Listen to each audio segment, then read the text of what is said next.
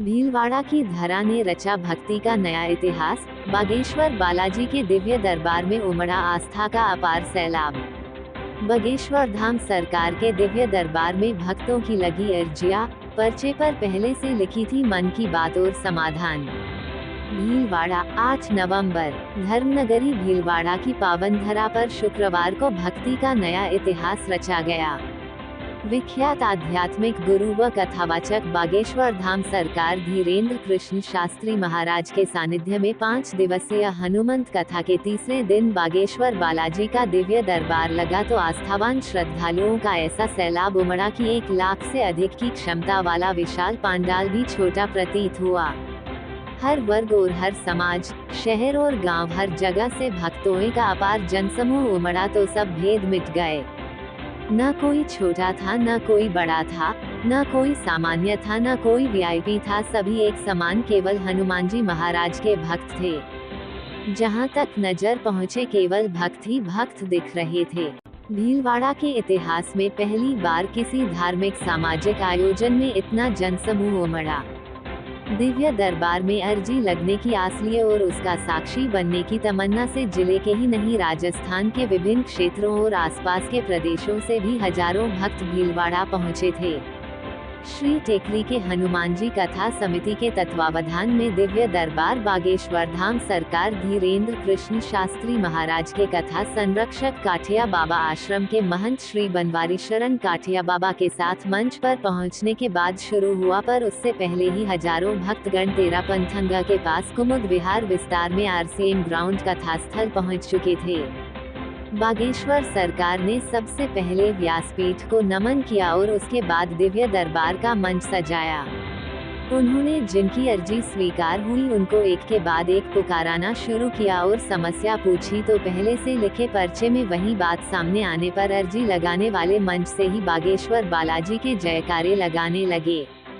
बागेश्वर धाम सरकार ने पर्चे में अर्जी लगाने वाले की मनोकामना या समस्या लिखी होने के साथ उसका समाधान भी बताया। पंडाल में मौजूद लाखों भक्तगण भक्तिभाव से उत्प्रोत होकर जयकारे गुंजायमान करते रहे।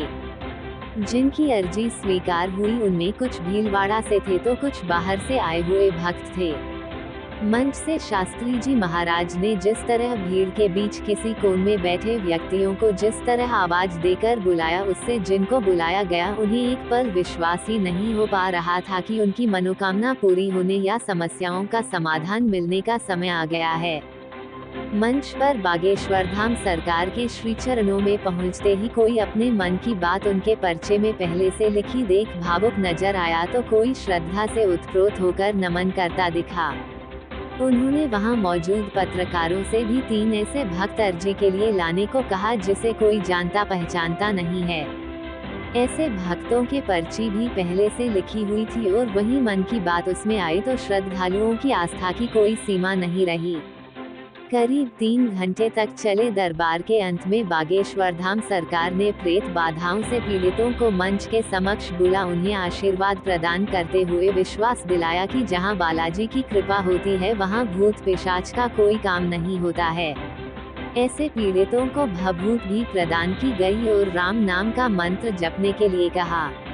उन्होंने कहा कि भीलवाड़ा के इतिहास में पहली बार भगवान के पागलों का ऐसा जनसमूह एकत्रित हुआ है। पंडाल में जगह नहीं हो तो क्या दिल में जगह होनी चाहिए। सामूहिक अर्जी लगा सबके लिए सुख शांति की कामना।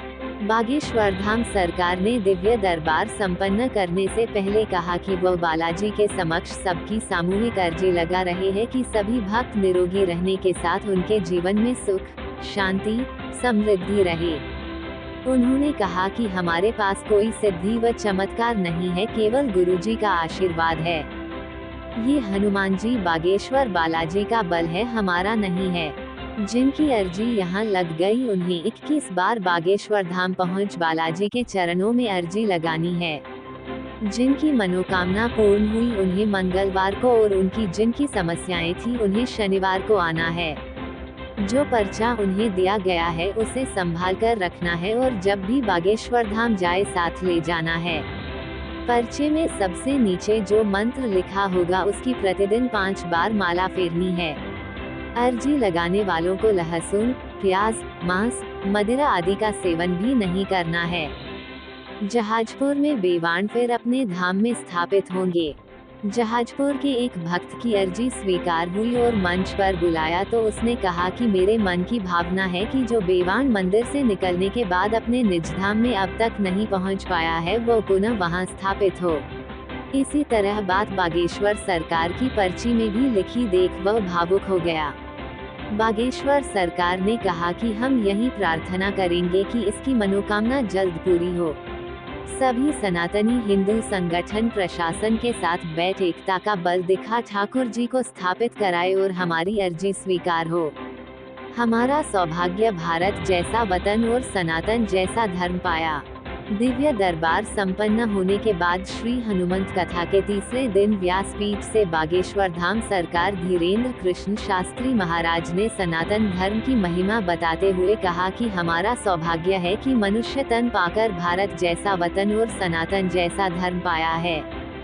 उन्होंने बताया कि हनुमान जी को जो 8 सिद्धियां मिली हुई है उनका उपयोग किस तरह होता है। मन बड़ा खतरनाक होता है। कामनाओं की जितनी पूर्ति करेंगे वह उतनी ही बढ़ती जाएगी। कामनाओं व वासनाओं से बचने का एक ही उपाय है, जो प्राप्त है वह पर्याप्त है। जो अपने पास है उसमें मुस्कुराते हुए भगवान को धन्यवाद दे, इससे कामनाओं पर नियंत्रण हो सकेगा। 4 दिन की जिंदगी मुस्कुरा के जियो, इससे खुशी व आनंद की प्राप्ति होगी। जो मिला है वह कम नहीं है और जो नहीं मिला उसका गम नहीं है। जो अपने मान का मर्दन स्वयं कर दे उसे हनुमान कहते हैं। वह ज्ञानवान, विद्यावान, बलवान व गुणवान भी है। व्यासपीठ की हिंदू संगठनों के कार्यकर्ताओं ने की आरती। श्री हनुमंत कथा के तीसरे दिन व्यासपीठ पर बागेश्वर धाम सरकार के विराजित होते ही पांडाल जय बालाजी महाराज की जय बागेश्वर सरकार की उद्घोष से गूंजायमान हो उठा। महंत श्री बनवारी शरण काठिया बाबा के सानिध्य में व्यासपीठ की आरती करने वालों में आयोजन समिति के अध्यक्ष विधायक गोपाल खंडेलवाल, पूर्व मंत्री अनिता भदेल, भाजपा जिलाध्यक्ष प्रशांत मेवाड़ा के साथ विश्व हिंदू परिषद, बजरंग दल, दुर्गा वाहिनी जैसे हिंदू संगठनों के कार्यकर्ता शामिल थे। बागेश्वर धाम सरकार ने हिंदू संगठनों के कार्यकर्ताओं की सेवाओं की सराहना करते हुए उन्हें आशीर्वाद प्रदान किया।